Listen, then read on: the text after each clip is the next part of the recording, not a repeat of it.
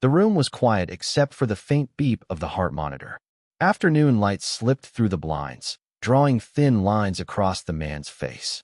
His name was Jack Turner, a biker, the kind people whispered about when engines echoed through the night. He looked motionless, bandaged, bruised, hooked to tubes. Everyone thought he was gone inside, trapped in a coma. But Jack heard everything. Every whisper, every footstep, every breath of the people who thought he couldn't hear. It had been 3 weeks since the crash. 3 weeks since his brothers laid flowers outside the old bridge where his bike went down. The doctors said it was a miracle he was alive at all. The nurses treated him like a ghost, one more silent body in a bed. But one nurse was different. Her name was Emily. She never rushed, never treated him like a case number. She talked to him like he was awake, even laughed sometimes, brushing dust off the picture frame by his bed, the one with a photo of Jack and his bike. That day, she came in quietly, checked his four, and sat beside him. "Hey, tough guy," she said softly, like she always did. "Still giving us the silent treatment, huh?" Her voice trembled a little, though she tried to hide it. She looked around, then leaned closer. "You know, I shouldn't say this, but I know who you really are." Jack's heart skipped. His mind raced. What did she mean? She looked at him with wet eyes. "I was there that night," she whispered. "At the bridge." His blood went cold. Inside, his chest felt heavy. She kept talking, her voice low but shaking. "You don't remember me. I saw your bike fall. I ran to help before the ambulance came. I thought you were gone." She paused, brushing away a tear. "I never told anyone, but I was the one who called 911. Jack wanted to open his eyes, to speak, but he couldn't. Not yet. Something in her tone held him still. Emily looked at his face for a long moment, then said something that froze him completely. "The truth is, Jack, you weren't alone that night. There was another rider." Her words cut through the silence like a blade. Jack's fingers twitched slightly under the blanket, but she didn't notice. "He left before anyone saw him," she whispered. "And I think he wanted you dead." Jack's heartbeat began to race on the monitor. Beep, beep, beep. Louder, faster. Emily's eyes widened. "Jack," she whispered, "can you hear me?" But Jack forced himself to stay still. He couldn't let anyone know yet, not until he knew the full truth. Outside the window, thunder rolled in the distance. Emily looked toward the sound, unaware that the man she thought couldn't move was now wide awake, and burning to find out who tried to end his ride that night. Emily stood up fast, checking the monitor, trying to calm herself. "It's okay," she murmured, her hand lightly on Jack's arm. "You're safe now."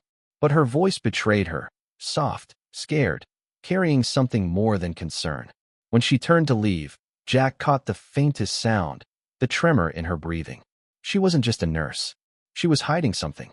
Hours passed. The hallway lights dimmed. The hospital grew quiet, the kind of silence that made time stretch. Jack waited until the night shift changed, and the room went dark except for the steady blink of the monitor. Slowly, he moved his fingers again, just enough to know he could. Pain ran through his ribs like fire, but he gritted his teeth. His body might have been broken, but his mind was clear now, sharp as ever. Around midnight, the door creaked open again. Footsteps. Emily's voice, softer than before. "Jack," she whispered, "if you can hear me, I need you to know something before they find out." Jack's pulse quickened. He forced his eyes to stay closed.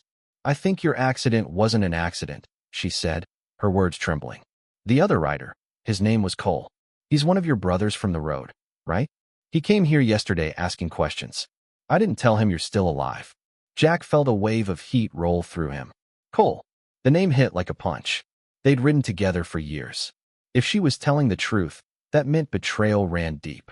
Emily's voice broke as she spoke again. "He said you had something that belonged to him, that if you woke up, he'd finish what he started." Her hand brushed his shoulder. "I didn't know what to do, Jack. I was scared, but I can't let him hurt you again."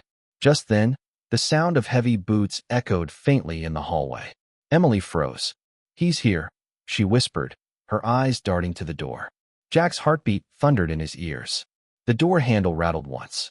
Then again, the door began to open slowly, and the faint light from the hallway spilled across the floor.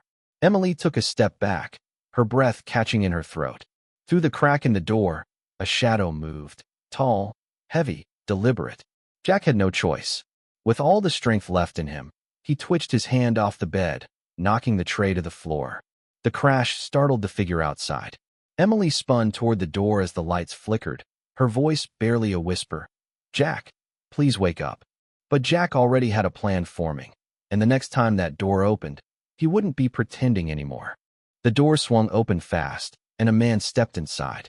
His jacket was soaked from the rain, his boots leaving dark marks on the hospital floor. Emily's voice cracked. "Visiting hours are over," she said, trying to sound brave. But the man didn't answer.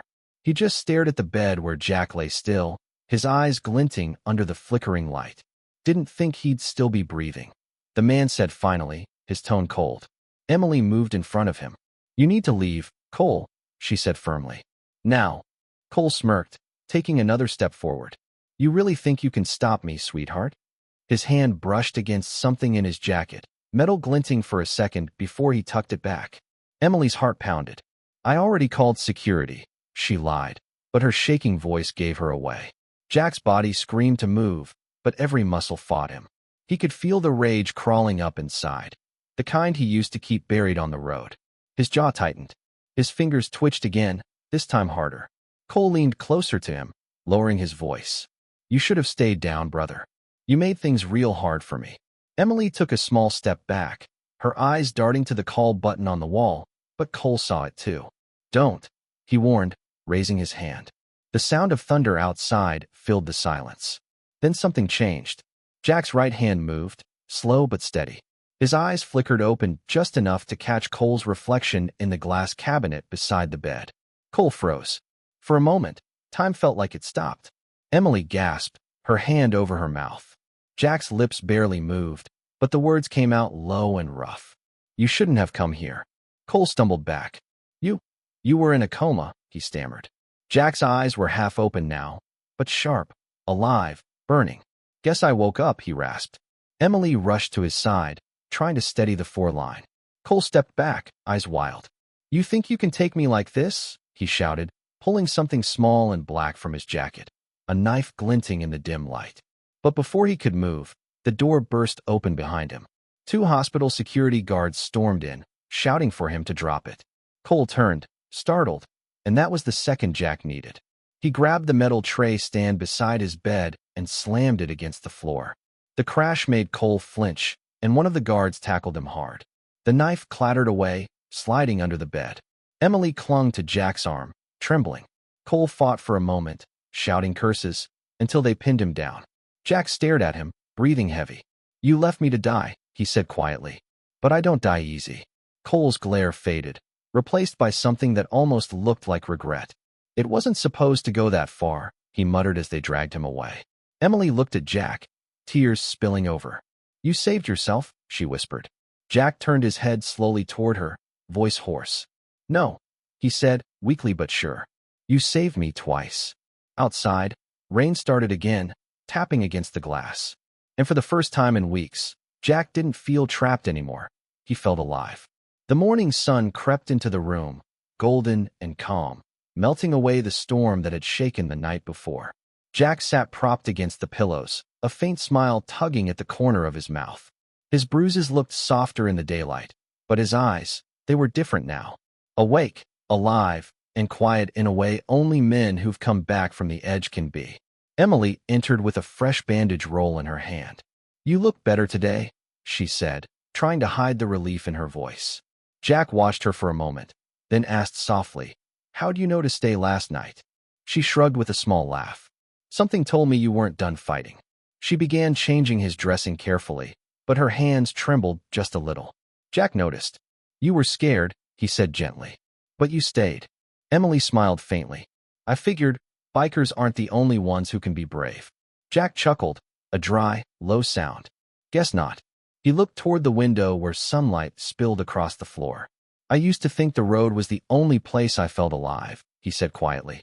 "Turns out, it's just wherever someone still believes in you." For a while, neither of them spoke. The world outside the window felt brand new. When Emily finally stood to leave, she hesitated at the door. "They're transferring you out in a few days," she said softly. "You'll be back on your feet soon." Jack nodded. "Maybe, but not to ride for revenge anymore. Some rides end when they're meant to." She smiled, eyes warm. "Take care of yourself, Jack." When the door closed behind her, Jack reached for the small photo frame beside his bed, the one of him and his bike. His thumb brushed over the image, but this time he didn't see the road. He saw the faces of the people who hadn't given up on him. Emily's voice echoed in his mind. You weren't alone that night. He set the frame down and leaned back, breathing deep. Outside, a distant rumble of motorcycles rolled past the hospital. He smiled faintly and whispered, "Keep riding, brothers. But remember, not all battles are fought on the road."